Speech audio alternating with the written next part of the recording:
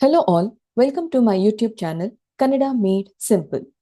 Today I will take you through a chapter from the 6th grade Tili Kannada Panchatantra with English translation and transcription for better understanding and pronunciation. So let's begin. The first main Padagala Artha, word meaning. Apurva, Aparupada, Shreshtavada, unique. Uli, Gattiyagi Kugi, scream.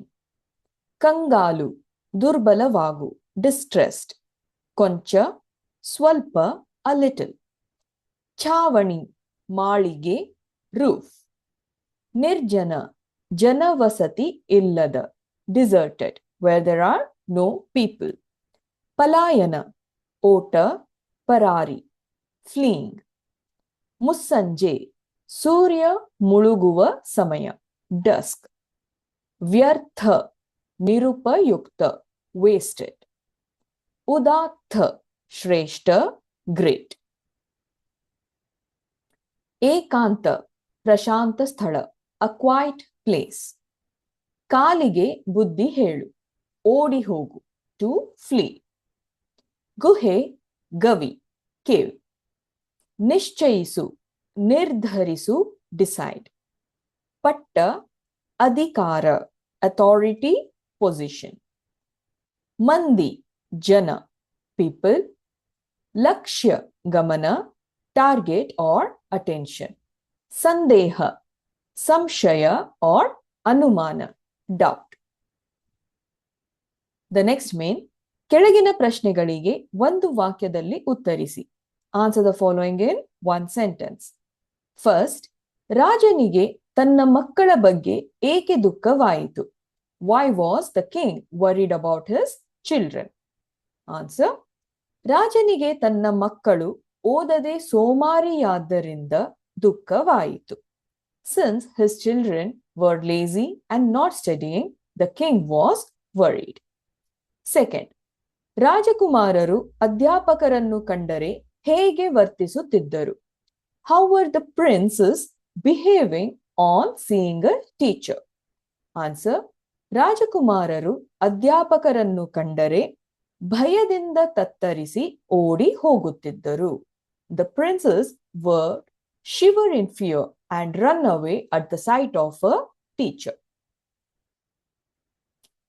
third ರಾಜರು ವಿದ್ವಾಂಸರ ಸಭೆಯನ್ನು ಏಕೆ ಕರೆದರು why did the king call for a meeting with the scholars answer ರಾಜರು ವಿದ್ವಾಂಸರ ಸಭೆಯನ್ನು ತನ್ನ ಸಮಸ್ಯೆಯನ್ನು ಬಗೆಹರಿಸಲು ಕರೆದರು the king called the experts meeting to resolve his problem fourth Vishnu ಶರ್ಮನ ರಾಜನಿಗೆ ಏನೆಂದು ಹೇಳಿದನು what did Vishnu Sharma tell the king answer Vishnu ಶರ್ಮನು ರಾಜಕುಮಾರರಿಗೆ ವಿದ್ಯಾಭ್ಯಾಸ ಕೊಡುವಂತೆ ರಾಜನಿಗೆ ತಿಳಿಸಿದನು Vishnu Sharma assured the king that he would give education to the princes as much as he can. Fifth, Vishnu Sharma ಕಥೆಗಳನ್ನು ಹೇಗೆ ಆರಂಭಿಸುತ್ತಿದ್ದನು how did Vishnu Sharma start the stories answer Vishnu Sharma ಪ್ರಕೃತಿಯನ್ನು ವರ್ಣಿಸುತ್ತಾ ನದಿ ಮರ ಗಿಡ ಪ್ರಾಣಿ ಪಕ್ಷಿಗಳ ಬಗ್ಗೆ ಹೇಳುತ್ತಾ ಕಥೆಗಳನ್ನು ಆರಂಭಿಸುತ್ತಿದ್ದನು Vishnu Sharma began his stories by describing the nature and telling about rivers, trees, plants, animals and birds. Sixth question. ಮಾತನಾಡುವ ಗುಹೆ ಕಥೆಯ ನೀತಿ ಏನು What is the moral of the story, The Talking Cave?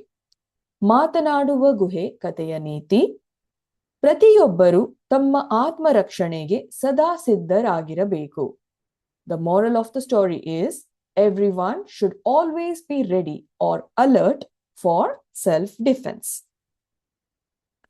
Seventh, ಸಿಂಹವು ನರಿಯನ್ನು ಹೇಗೆ ಸ್ವಾಗತಿಸಿತು How did the lion welcome fox?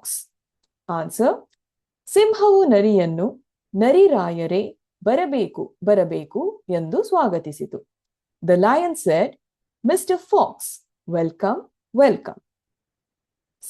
Eighth, ನರಿಯು ತನ್ನ ಗುಹೆಯನ್ನು ಏಕೆ ತ್ಯಜಿಸಿತು Why did the fox give up his den? Answer, ನರಿಯು ಗುಹೆಯನ್ನು ತನ್ನ ಜೀವ ಉಳಿಸಿಕೊಳ್ಳಲು ತ್ಯಜಿಸಿತು. The fox gave up his den to save his own life. The next main, ಕೆಳಗಿನ ಪ್ರಶ್ನೆಗಳಿಗೆ 2-3 ವಾಕ್ಯಗಳಲ್ಲಿ ಉತ್ತರಿಸಿ. Answer the following in 2 to 3 sentences. The first question, Vishnu ಶರ್ಮನು ಯಾರು? ಆತನ ಮಾತುಗಳಿಂದ ರಾಜನಿಗೆ ಏಕೆ ಸಂತೋಷವಾಯಿತು? Who was Vishnu Sharma? Why was the king impressed with him? Answer, Vishnu ಶರ್ಮನು ಒಬ್ಬ ವಿದ್ವಾಂಸ. ಅವನು ಇಡೀ ದೇಶಕ್ಕೆ ಪ್ರಸಿದ್ಧನಾಗಿದ್ದನು. ಅಂತಹ ವಿದ್ವಾಂಸ ತನ್ನ ಮಕ್ಕಳಿಗೆ ಪಾಠ ಹೇಳಲು ಬಂದನೆಂದು ರಾಜನಿಗೆ ಸಂತೋಷವಾಯಿತು. Vishnu Sharma was a scholar. He was famous across the country. The king was glad that such a scholar has agreed to educate his children. Second, Vishnu Sharma ರಾಜಕುಮಾರರಿಗೆ ಪಾಠ ಹೇಳಿಕೊಡುತ್ತಿದ್ದ ಸ್ಥಳ ಯಾವ ರೀತಿ ಇತ್ತು? What was the place like where Vishnu Sharma used to teach the prince? Answer, Vishnu Sharma ಅರಮನೆಯ ಛಾವಣಿಯ ಮೇಲಿನ ಒಂದು ಏಕಾಂತವಾದ ಮೂಲೆಯಲ್ಲಿ ರಾಜಕುಮಾರರಿಗೆ ಪಾಠ ಹೇಳಿಕೊಡುತ್ತಿದ್ದನು. Vishnu Sharma was teaching the princes in a secluded corner on the roof of the palace.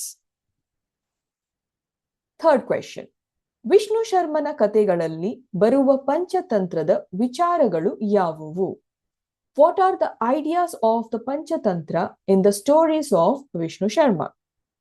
Vishnu ಶರ್ಮನ ಕಥೆಗಳಲ್ಲಿ ಬರುವ ಪಂಚತಂತ್ರದ ವಿಚಾರಗಳು: ಆದರ್ಶ ಸ್ನೇಹ, ಗೆಳೆತನ, ಅತಿಯಾಸೆ, ಜಾಗರೂಕತೆ, ಚತುರತನ.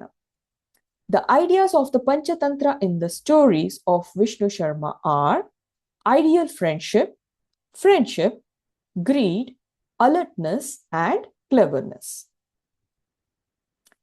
Fourth, ಸಿಂಹವು ನರಿ ಗುಹೆಯಲ್ಲಿಯೇ ಏಕೆ ಉಳಿಯಿತು? Why did the lion stay back in the fox's den? ಸಿಂಹವು ಆಹಾರವನ್ನು ಹುಡುಕಿಕೊಂಡು ಬರುವಾಗ ನರಿಯ ಗುಹೆ ಸಿಕ್ಕಿತು.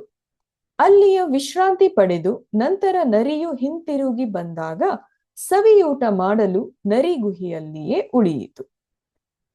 The lion found the fox's den while searching for the food.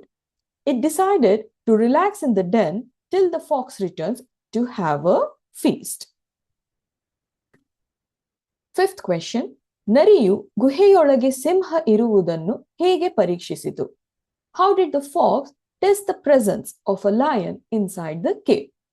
Answer, ನರಿಯು ಗುಹೆಯೊಳಗೆ ಸಿಂಹ ಇರುವುದನ್ನು ಪರೀಕ್ಷಿಸಲು ಎಲೆ ಮಾತನಾಡುವ ಗುಹೆ, ಇಂದೇಕೆ ಮೌನವಾಗಿರುವೆ ಎಂದಾಗ ಸಿಂಹವು ನರಿರಾಯರೇ ಬರಬೇಕು ಬರಬೇಕು ಎಂದು ಹೇಳಿತು. The fox examined the presence of a lion inside the cave by saying, "Hey speaking cave, why are you silent today?" For that, the lion replied, "Mr. Fox, welcome, welcome." Next main, ಈ ಮಾತನ್ನು ಯಾರು ಯಾರಿಗೆ ಹೇಳಿದರು? Who said this to whom? The first question, ನಿಮ್ಮಲ್ಲಿ ಯಾರಾದರೂ ನನಗೆ ಸಹಾಯ ಮಾಡಬಲ್ಲಿರಾ? Meaning, can somebody among you help me? Answer, ಈ ಮಾತನ್ನು ರಾಜನು ವಿದ್ವಾಂಸರಿಗೆ ಕೇಳಿದನು. The king asked the scholars. Second, ಎಲೆ ಮಾತನಾಡುವ ಗುಹೆ, ನಿನಗೇನಾಗಿದೆ? What's wrong with you, the talking cave? ಈ ಮಾತನ್ನು ನರಿಯು ಗುಹೆಗೆ ಹೇಳಿತು. The fox said the above sentence to the cave. Third, ನರಿರಾಯರೇ ಬರಬೇಕು ಬರಬೇಕು. Mr. Fox, welcome, welcome. ಈ ಮಾತನ್ನು ಸಿಂಹ ನರಿಗೆ ಹೇಳಿತು. The lion said the above sentence to the fox. The next main, ವಿರುದ್ಧಾರ್ಥಕ ಪದಗಳನ್ನು ಬರೆಯಿರಿ. Write the opposite words. First, ದುಃಖ, ಸುಖ, sad and happy.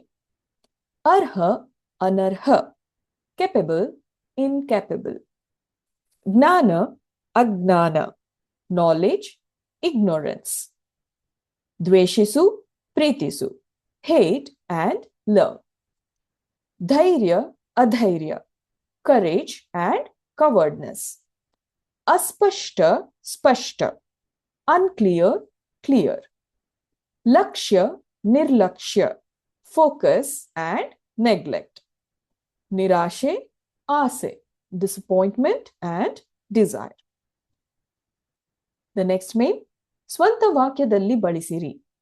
Make use of the below words in your own sentence. First, vidyabhyasa means studies. ಮಕ್ಕಳು ವಿದ್ಯಾಭ್ಯಾಸ ಮಾಡಿದರು. Children studied. Second, ಅಪೂರ್ವ, unique. Taj Mahal ಅಪೂರ್ವ ಕಟ್ಟಡ. Taj Mahal is an unique building. Third, ಪರಿಹಾರ, solution. ಸಮಸ್ಯೆಗೆ ಪರಿಹಾರ ಬೇಕು. The problem needs a solution. ಸಂದೇಹ, doubt. ಎಂದು ಸಂದೇಹ ಪಡಬಾರದು. One must never doubt. ನಿಶ್ಚಯಿಸು, decide. ನಾನು ಹಾಡಲು ನಿಶ್ಚಯಿಸಿದೆ. I decided to sing. The next main, ಬಿಡಿಸಿ ಬರೆಯಿರಿ. Split and write the given words. ವಿದ್ಯಾಭ್ಯಾಸ, ವಿದ್ಯ ಪ್ಲಸ್ ಅಭ್ಯಾಸ.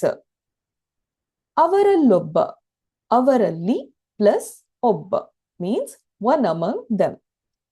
ಮರಗಳಿದ್ದವು, ಮರಗಳು ಪ್ಲಸ್ ಇದ್ದವು means there were trees.